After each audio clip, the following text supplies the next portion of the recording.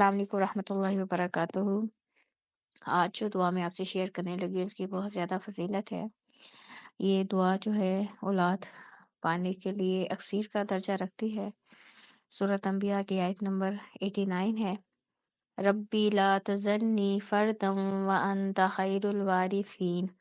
اے میرے رب مجھے اکیلا بے اولاد نہ چھوڑ اور آپ ہی بہترین وارث ہیں۔ اب اس دعا کی جو فضیلت یہ ہے کہ جو لوگ بھی بے اولاد ہیں وہ اس دعا کو کثرت سے مانگیں۔ نمبر 2، یہ دعا حضرت زکریا علیہ السلام نے کی تھی۔ اللہ تعالیٰ نے حضرت زکریا علیہ السلام کو اس دعا کو قبول کر کے حضرت یحییٰ علیہ السلام جو ہیں وہ عطا کیے تھے۔ اولاد پانے کے لیے یہ ایک مجرب عمل ہے، یہ کسی کا ذاتی تجربہ ہے، اور آپ لوگ بھی اس کو یقین کامل سے کریں تو انشاءاللہ تعالی جن لوگوں کے ہاں بھی اولاد نہیں ہے، اللہ تعالیٰ کا جو ہے حکم ہوا تو انشاءاللہ تعالی اللہ تعالیٰ ان بے اولاد لوگوں کو بھی اولاد ضرور دیں گے۔ نمبر 1 تو انسان کا کسی کوئی بھی دعا جب ہم نے اللہ سے مانگنی ہے، اللہ پہ جو توکل ہے وہ ہم سب کا بڑا مضبوط ہونا چاہیے۔ اب اس دعا کو پڑھنے کا طریقہ میں آپ کو بتا دیتی ہوں کہ 2 نفل حاجت کے ہر روز پڑھیں، کسی بھی وقت، اس میں کوئی ٹائم مخصوص نہیں ہے۔ جس وقت بھی آپ کو لگے کہ آپ کا دل نماز میں جو ہے وہ زیادہ لگے گا، اس وقت آپ 2 نفل جو ہیں حاجت کے پڑھ سکتے ہیں۔ اور آپ نے 2 رکعت جب نماز پڑھنی ہے تو سورہ فاتحہ کے بعد کوئی بھی سورت پڑھیں، رکوع کریں، اور جب آپ نے سجدے میں جانا ہے تو سجدے میں سجدے کی دعا پڑھنے کے بعد سبحان ربی الاعلیٰ ہم پڑھتے ہیں۔ اس کے بعد آپ نے سورۃ انبیاء کی آیت نمبر 89 کو ایک جو ہے سجدے میں 40 دفعہ جو ہے پڑھنا ہے۔ اس کے بعد پھر آپ نے جب دوسرا سجدہ کرنا ہے اس میں بھی سجدے کی دعا پڑھنے کے بعد سورۃ انبیاء کی آیت نمبر 89 کو 40 دفعہ پڑھنا ہے۔ تو اس طرح ایک رکعت میں یہ جو دعا ہے 80 دفعہ پڑھی جائے گی، کیونکہ 2 سجدے ہوتے ہیں نا ایک رکعت میں، تو پہلی سجدے میں 40 دفعہ، دوسرے سجدے میں 40 دفعہ۔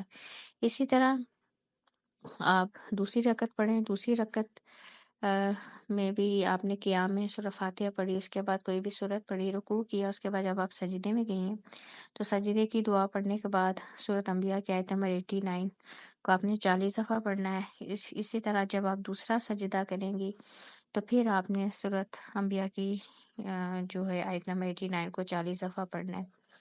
تو اس طرح پہلی رکعت میں بھی 80 دفعہ یہ دعا پڑھی جائے گی، دوسری رکعت میں بھی 80 دفعہ پڑھی جائے گی، اور ٹوٹل 160 دفعہ یہ دعا جو ہے پڑھی جائے گی۔ اب ان نوافل کو پڑھنے سے پہلے آپ حسب توفیق صدقہ ضرور دیں، اور ان 2 نوافل کو آپ جو ہے روزانہ پڑھیں، اس وقت تک پڑھتے رہیں جب تک اللہ تعالیٰ آپ کو خوشخبری نہیں دے دیتے۔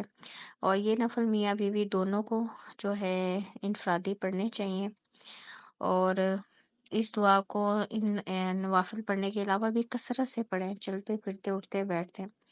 لیکن جو دعا ہے نا وہ تقدیر کو بدل دیتی ہے، اور اگر انسان کی تقدیر میں اللہ نے کچھ نہیں بھی لکھا ہوا، دعا کی برکت سے اللہ تعالیٰ وہ چیز وہ نعمت انسان کو عطا کر دیتے ہیں۔ تو بات ساری توقع کی ہوتی ہے۔ اب حضرت زکریا علیہ السلام کو اللہ تعالیٰ نے بڑھاپے میں حضرت یحییٰ علیہ السلام عطا کیے تھے، اور سورۃ آل عمران میں آتا ہے کہ انہوں نے کہا تھا کہ میں بوڑھا ہو گیا ہوں، بیوی ان کی بانجھ ہے۔